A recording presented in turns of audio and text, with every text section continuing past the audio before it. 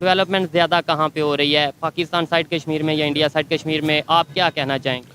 Actually अगर development की देखा जाए तो ओवरऑल इंडिया में डेवलपमेंट हो रही है, तो कश्मीर में भी वो डेवलपमेंट को लेके आ रहे हैं। पाकिस्तान में डेवलपमेंट इस तरह से नहीं हो रही क्योंकि पाकिस्तान के पास खुद के पास इतने पैसे नहीं है कि उन्हें भी दे सके। मेरा तल्लुक भी आज़ाद कश्मीर से है। दूसरा उन्होंने जाके इंडिया में जाके कहा जी कि मोदी को उन्होंने गुजरात का कसाब कहा। इसके अलावा उन्होंने कुलभूषण की बात की और बताया कि हर रोज़ एलओसी पे आप कर रहे हैं, हमले कर रहे हैं, आप सब रूल की खिलाफवर्जी आप कर रहे हैं। वो बड़ा अच्छा मैसेज दुनिया को पहुंचाया उन्होंने। बुचर ऑफ गुजरात उन्होंने इंडिया में जाके नहीं, वो यूनाइटेड नेशंस में बोला था। इंडिया में जाके उन्होंने ये बोला था कि हम जो सा वो रिलेशन बेहतर चाहते हैं, बायलैटरल रिलेशन। इसमें मेरा जो नज़रिया है वो ये है कि वो जो मकबूजा कश्मीर है उसमें कश्मीरी लोग ज़्यादा थे। अब वो क्या करना चाह रहे हैं कि हम इसको कश्मीर ना रहने दें, बल्कि हम ताकि दुनिया में एक कन्फ्लिक्ट जो बना हुआ है कि उन्होंने उस पर कश्मीर पे कब्जा कर लिया हुआ है, तो वो ये डेवलपमेंट कर रहे हैं, वो डेवलपमेंट कर रहे हैं और इंडियंस को वहाँ पे लेके आ रहे हैं, उनको प्रॉपर्टीज को कश्मीरी से सेल करवा के उनको बाय करवा रहे हैं ताकि अगर हम पॉजिटिव एस्पेक्ट्स को देखें तो वो हमें देखने चाहिए। अगर हम कोई भी अगर सोशल मीडिया या कोई भी चीज़ है, हमें हमेशा पॉजिटिव बात करनी चाहिए। अभी कोई भी आप मक्खी को देख लें, वो जाके जख्म पे बैठती है, वो पूरा जिस्म छोड़ के। इसीलिए जो छोटी छोटी चीज़ें हैं ना, हमें उनको इग्नोर करना चाहिए। एक पॉजिटिव जो चीज़ है हमें उसे देखना चाहिए हमेशा।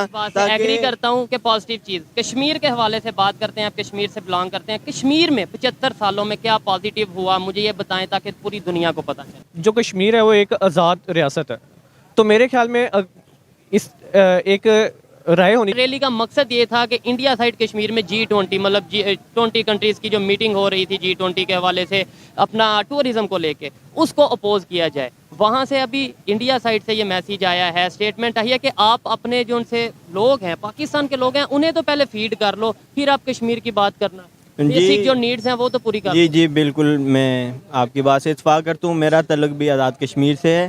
तो जो दौरा मैं समझता हूँ कि वो बेहतर था, उनको जाना चाहिए था, क्योंकि हमारा जो मौक़िफ़ है वो दुनिया के सामने उन्होंने जाके बड़े अच्छे अंदाज में पेश किया। जिस तरह उन्होंने जाके इंडिया में जाके कहा जी कि मोदी को उन्होंने गुजरात का कसाब कहा। इसके अलावा उन्होंने कुलभूषण की बात की और बताया कि हर रोज़ एलओसी पे आप कर रहे हैं, हमले कर रहे हैं, आप सब रूल की खिलाफवर्जी आप कर रहे हैं। वो बड़ा अच्छा मैसेज दुनिया को पहुंचाया उन्होंने कि पाकिस्तान एक अमन पसंद मुल्क है और वो अमन चाहता है, लेकिन भारत उस अमन को ख़राब कर रहा है। ठीक है, आपने बोला बिलावल साहब इंडिया के, वहाँ पे जाके उन्होंने बोला कि पाकिस्तान अमन पसंद कंट्री है, और दूसरे नंबर पे उन्होंने ये बोला कि जो बुचर ऑफ गुजरात जो आपने बात की है, गुजरात के हवाले से बात की है, लेकिन बुचर ऑफ गुजरात उन्होंने इंडिया में जाके नहीं, वो यूनाइटेड नेशंस में बोला था। इंडिया में जाके उन्होंने ये बोला था कि हम जो सा वो रिलेशन बेहतर चाहते हैं, बायलैटरल रिलेशन। तो उस पर उनका ये रिस्पांस आया था कि एक साइड पे आप टेररिस्ट को टेररिज्म प्रमोट करते नजर आते हैं, दूसरी साइड पे आप पीस की बात करते हैं। ऐसा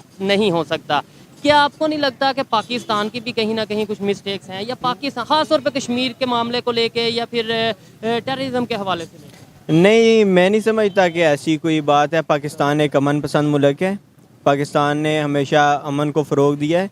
जिसमें पाकिस्तान में अभी कोई भी बात होती है, इंडिया में अगर देख लें, मुसलमान अगर कोई भी काम कर देते हैं, मुसलमानों को कत्ल गारत शुरू हो जाती है, उन पे हमले शुरू हो जाते हैं, मस्जिदें तोड़ना शुरू कर देते हैं। पाकिस्तान में आप देखें तमाम मज़ाहिब के लोग रह रहे हैं, अमन पसंद हैं पाकिस्तानी, इसीलिए उन पर कोई हमला नहीं होता। वो कोई अगर इस तरह की बात होती है, उस बड़े अच्छे तरीके से उसको टैकल किया जाता है।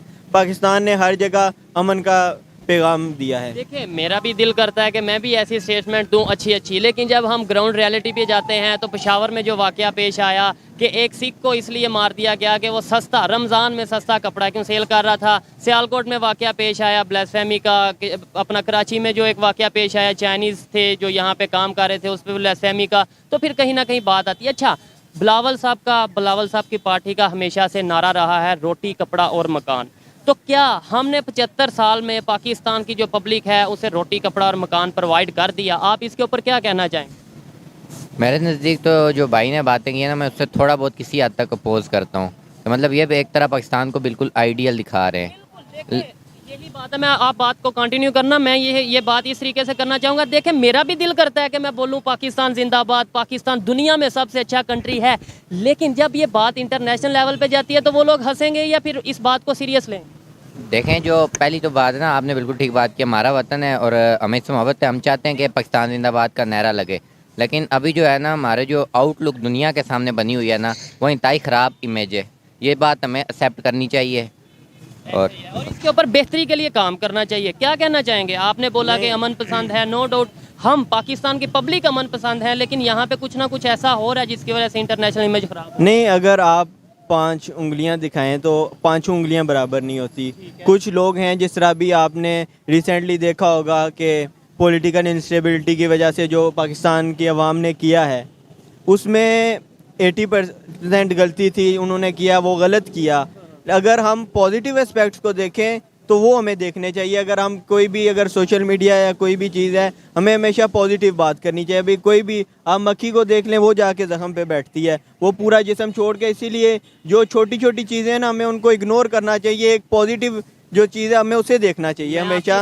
एग्री करता हूँ कि पॉजिटिव चीज़। कश्मीर के हवाले से बात करते हैं, आप कश्मीर से बिलोंग करते हैं। कश्मीर में 75 सालों में क्या पॉजिटिव हुआ, मुझे ये बताएं ताकि पूरी दुनिया को पता चले। जो सबसे पहले जो सबसे बेहतर मुझे लगा कश्मीर में वो ये था कि उनकी अपनी असम्बली बनाई गई। वहाँ पे हमारी अपनी हुकूमत है, वहाँ पे हमारा अपना वज़ीर आज़म होता है, हमारे अपनी वहाँ पे अमेंडमेंट होती है, हमारे सारे कानून वहाँ पे पास होते हैं।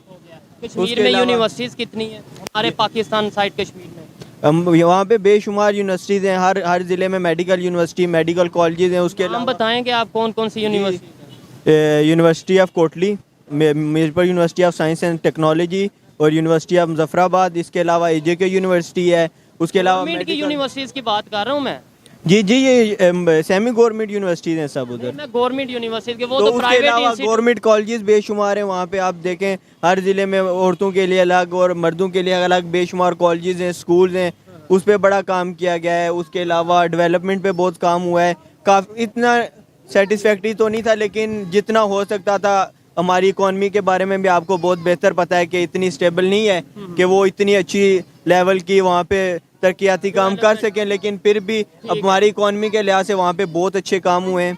और आप अभी अगर आपको विज़िट करने का मौका मिले, आप वहाँ पे देखेंगे कि इतनी यहाँ पे डेवलपमेंट नहीं हुई जितनी आपको उधर नजर आएगी। वहाँ पे आप जाके सड़कें देखें, वहाँ पे आप लोगों को देखें। लास्ट मंथ कश्मीर गया और तकरीबन 10 दिन का मेरा विजिट था। वहाँ पे इंटरनेट सर्विस देखी। वहाँ पे इंटरनेट जो यहाँ पे चलता है वो चाल ही नहीं रहा। यहाँ पे जो सी सिम्स हैं वो वहाँ पे नहीं चलती उनकी। वहाँ पे अपनी एसकॉम सिम है। इसके अलावा नीलम वैली की बात करें, वहाँ पे सिग्नल नहीं आते। इवन ऐसी जगहों पे मैं गया जहाँ पे कैमरा ही लो नहीं था। अगर इतनी आज़ादी और इतनी बेहतर चीज़ें हैं तो लोग ये कहते हैं। और दूसरे नंबर पे जब उनसे पूछा गया कि आप पाकिस्तान के साथ इल्हाक चाहते हैं, क्या चाहते हैं, तो वहाँ पर यूथ का मोस्टली ये कहना था कि हम तो खुद मुख्तार, मतलब एक इंडिपेंडेंट। बिल्कुल बिल्कुल, मेरा मौक़िफ़ भी यही है। खुद मुख्तारी हम सबसे पहले हम चाहते हैं एक खुद मुख्तार रियासत की तरह हम पाकिस्तान के साथ इल्हाक करें। जिस तरह अभी हमारी असम्बलीज अलग हैं, सब कुछ अलग है, इसी तरह हम रहें पाकिस्तान के साथ, लेकिन एक खुद मुख्तार रियासत की तरह। लगता है कि जो आपके प्राइम मिनिस्टर अलग हैं, असम्बली अलग है आज़ाद कश्मीर की, क्या वो वाकई में आपके प्राइम मिनिस्टर आप अपनी मर्जी से कश्मीर का फैसला कर सकते हैं? वो पाकिस्तान के कहने पे फैसला नहीं,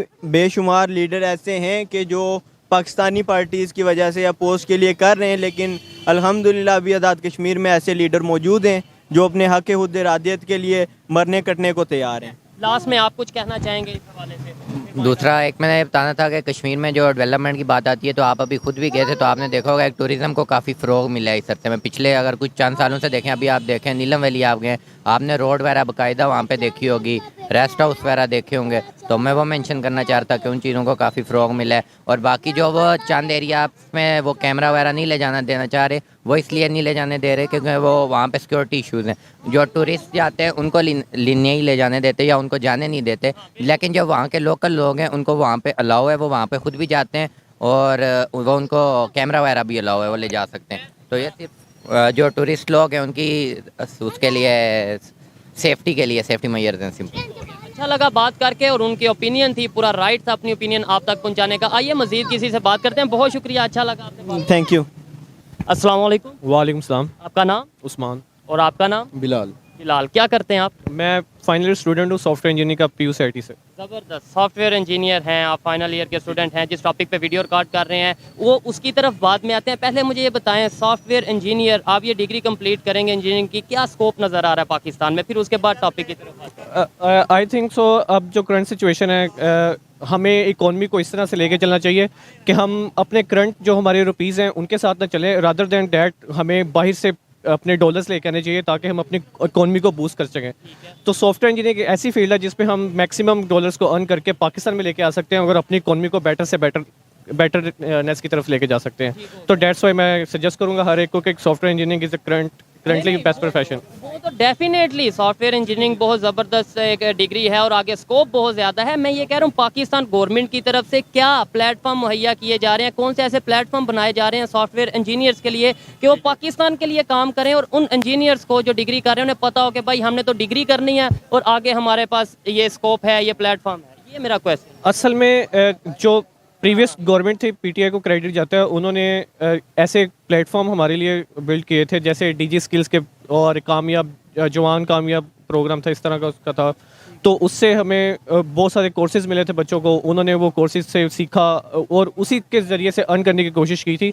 तो मैं करंट गवर्नमेंट है इनको भी इस तरह के जो प्लेटफॉर्म है उनको चलते रहना देना चाहिए और इस तरह से प्रोग्रेस को हम बेटरनेस की तरफ लेके जा सकते हैं। ठीक है, टॉपिक की तरफ आते हैं। पाकिस्तान के जो फॉरेन मिनिस्टर हैं उन्होंने कश्मीर का विजिट किया और उसकी वजह मेन जो रीज़न थी वो ये थी कि इंडिया साइड कश्मीर में G20 की मीटिंग हो रही है टूरिज़्म को लेके, जिसमें बड़े बड़े कंट्रीज़ आए हैं, इवन इस्लामी कंट्री OIC के जो मेंबर हैं ओमान UAE जैसे कंट्री आए हैं।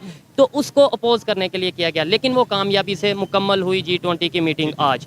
क्या फ़ायदा हुआ हमें उन्हें अपोज करने का, और क्या हम प्रैक्टिकली कश्मीर के लिए कुछ करके दिखाते दुनिया को तो वो बेहतर था, या सिर्फ रैली निकालना नारा लगाना वो बेहतर? एक्चुअली एक जो कश्मीर है वो एक आज़ाद रियासत है, तो मेरे ख्याल में इस एक राय होनी चाहिए उनकी तरफ से कि वो किस मुल्क के अंदर जम होना चाहते हैं या फिर अपनी वो रियासत को आज़ाद लेके चलना चाहते हैं। तो उस तरह से उन्हें लेके अप्रोच करना चाहिए, ना कि इंडिया को वहाँ से कुछ ऐसी अप्रोचेस के साथ जाना चाहिए, ना हमें ऐसी अप्रोचेस के साथ जाना चाहिए। के लोग चाहते हैं वो होना चाहिए और इस तरह से जो हमारा इंडिया के साथ तजाद है, जो भी हमारे उनके साथ कॉन्फ्लिक्ट्स हैं, वो इस तरह से रिजोल्व हो सकते हैं मेरे ख्याल में। ज़बरदस्त, मतलब हमें ये चाहिए। अच्छा, लेकिन सवाल ये पैदा होता है जो अभी कश्मीर हमारे पास हिस्सा है 40% है, 35% है, जितना भी है, हमें उसके ऊपर तो प्रैक्टिकली काम करने की ज़रूरत है या नहीं? अगर हम एक तरफ ये कहें कि हमें बहुत मोहब्बत है कश्मीरियों से, बहुत मोहब्बत है कश्मीर से, तो हमारे पास जो थोड़ा हिस्सा है चाहे, लेकिन उसे हम पूरी दुनिया के सामने रोल मॉडल बना सकते हैं। जी जी डेफिनेटली, कश्मीर एक खूबसूरत जगह है, हम उसमें टूरिज़्म को प्रमोट कर सकते हैं। इस तरह से और भी हम मौके उनके लिए ऐसे मौके दे सकते हैं कि वो पाकिस्तान में आके अगर कोई स्टडीज़ करना चाहते हैं वो पाकिस्तान में आके स्टडीज़ करें। वहाँ पे हमें ऐसी यूनिवर्सिटीज़ को बिल्ड करना चाहिए जहाँ से वो भी पाकिस्तान के साथ साथ ग्रो कर सकें। जो बात आपने बोली मैं इससे एग्री करता हूँ, लेकिन ये बात पाकिस्तान में कम होती नज़र आ रही है, इंडिया साइड में ज़्यादा होती नज़र आ रही है। वो टूरिज़्म को लेकर G20 की मीटिंग कर रहे हैं, वो वहाँ पे जो उनसा जॉब अपॉर्चुनिटी लेकर आ रहे हैं, वहाँ पे रेलवे सिस्टम को बेहतर कर रहे हैं, कॉलेजेस यूनिवर्सिटीज़ बना रहे हैं।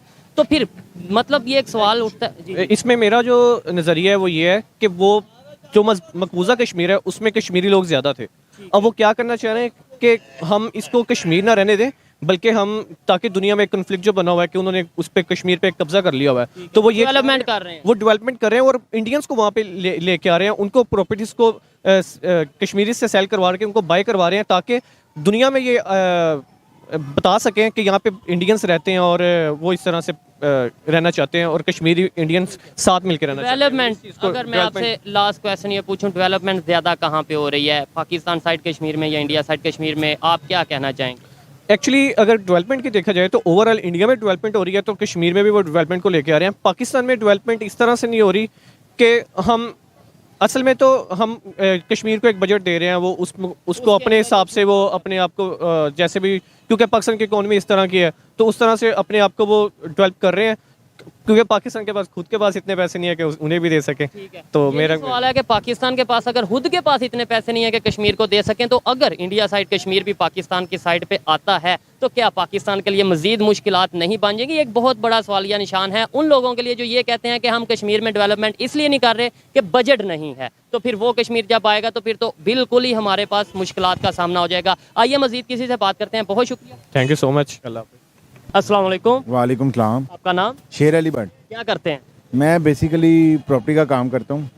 तो ठीक है, प्रॉपर्टी का काम करते हैं। मेरा सवाल जो टॉपिक है उसकी तरफ बाद में आते हैं। पहले बेसिक सा सवाल ये है कि पाकिस्तान में रोटी, कपड़ा और मकान, ये बेसिक नीड्स हैं हर एक इंसान की, क्या ये पूरी हो रही हैं पाकिस्तानियों की? इस टाइम जो सा ना हालात क्रिटिकल हैं, लेकिन इंशाल्लाह ताला जैसे हुकूमत वफाकी हुकूमत लगी है ये मियाँ शबाशी साहब की, तो वो दिन रात एफर्ट कर रहे हैं और पाकिस्तान की अवाम को रिलीफ देंगे और इंशाल्लाह ताला पहले भी उन्होंने रिलीफ दिया है और इंशाल्लाह अब आइंदा भी वही रिलीफ देंगे। डॉलर ओपन मार्केट में 300 प्लस का हो गया है, क्या रिलीफ मिल रहा है? खैर, बिलावल भुट्टो साहब कश्मीर के विजिट पे गए हैं, वहाँ पे जाके उन्होंने कश्मीर के हवाले से बात की है, रैली निकाल ली है, इंडिया साइड कश्मीर में G20 की मीटिंग हुई है, उसको अपोज किया है। बिल्कुल बिल्कुल ओबियसली उसने बिलावल भुट्टो ने भी जो सा ना इस टाइम जो बाग में जलसा किया है उसने बिल्कुल क्लियर कट भारत को और मोदी को पैगाम पहुंचाया है कि इनके साथ किसी भी किस्म के मुज़ाकरात नहीं होंगे और G20 जो चाइना ने शिरकत ना करके इस्लामी ममालिक जितने भी हैं उन्होंने भी बॉयकॉट कर दिया। और यहाँ पे मैं आपकी बात को थोड़ा सा करता चलूँ कि सारे तमाम जो OIC ममालिक है ना, इस्लामिक ममालिक, उन्होंने नहीं बाइकआउट किया। ओमान भी गया है, UAE भी गया है, इसके अलावा इंडोनेशिया और भी कुछ कंट्रीज हैं जो गए हैं। लेकिन मैं समझता हूँ कि इस टाइम पाकिस्तान का जो मेन दोस्त है वो चाइना, जिसने चाइना ने अगर बॉयकॉट कर दिया तो हम भी चाइना के साथ हैं। चाइना देखें ना वो अमेरिका के लिए खड़ा हुआ है ना वो भारत के लिए खड़ा हुआ है, चाइना अपनी पाकिस्तानी अवाम के साथ खड़ा हुआ है और चाइना ने उन कश्मीरियों के अवाम का जो तहफ़्फ़ुज़ है वो उसका बिल्कुल उन्होंने भरपूर किस्म का यानी कि जो भारत को रद्द-ए-अमल दिया वो दिया। ठीक हो गया। मुझे ये बताएं, हमने अपोज किया, उससे नुकसान क्या हुआ? G20 की मीटिंग तो पूरी हो गई, टूरिज्म के हवाले से वहाँ पे काफ़ी ज़्यादा काम किया गया। इसके अलावा कई कंट्रीज़ ने इवन ये कह दिया कि हम वहाँ इंडिया साइड कश्मीर में जाके मूवीज़ बनाना चाहते हैं, मतलब अपना क्या नाम शूटिंग करना चाहते हैं। हमें क्या फ़ायदा हुआ? उल्टा टाइम नहीं वेस्ट हुआ। 75 साल से जो नारा जो हम रैलियाँ निकालते हैं, और उधर से जवाब ये आया कि आप पहले अपने बेसिक नीड्स रोटी कपड़ा मकान तो अपने लोगों को दे दो, अपने लोगों को फीड तो कर लो पहले। इंडिया साइड से ये रिस्पांस आया। देखें इंडिया जो सा है वो हमारा पाकिस्तान का दुश्मन मुल्क है और आपको भी पता है कि हम शुरू से ही देखते आ रहे हैं कि इंडिया ने पाकिस्तान पे पहले वो पायलट गिराया अपना और इसने पाकिस्तान को बेहद यानी कि जो सा ना नुकसान पहुंचाने की कोशिश की। लेकिन कोई नहीं, अल्लाह पाक की ज़ात ऊपर बैठी हुई है। इंशाल्लाह ताला ये रोटी कपड़ा मकान का ये अवाम आपको इंशाल्लाह ताला थोड़े टाइम में